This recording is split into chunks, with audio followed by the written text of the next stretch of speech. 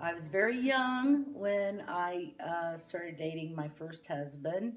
I should have known before I married him not to have married him, but I felt that as we got older and started our family that we both mature and things would change.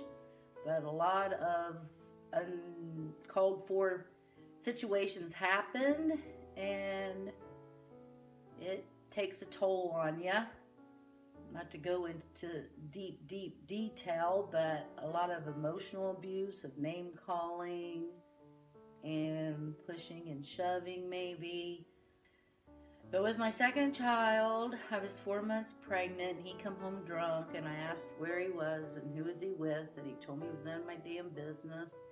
And the next thing I know, I'm on the ground covering my head because he's pounding me in the back of my head.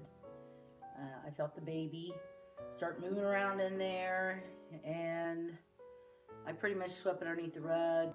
But 5 months later, the baby come out with the cord wrapped around his neck 3 times with a true knot. And to this day, I feel that was the reason he got tied up in his umbilical cord. And had I not went through that, he may have survived. Within a year after I lost my second baby, and there was a lot of terrible things that happened. He'd throw things at me. He would pull me out of my chair. That happened a lot, where I suffered a lot of my wrists pulled out of place.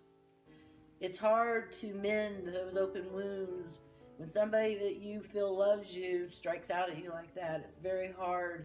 I finally got smart and said I can't take this no more. Filed for divorce. When the kids were 4 and 9, I met Crystal's father, whom I must say I was very infatuated, and he was very polite and kind and sweet, and because there's a brainwashing that goes with it. And then some things happen that shouldn't have. There is a cycle of violence where he promised, I'll never do this again. In my heart, I felt I loved this person and I wanted things to be better, and I hoped for change. Love had nothing to do with it. I feel I loved him dearly, but I knew I had to do what was best for me and my kids. After everything I went through, I made a decision.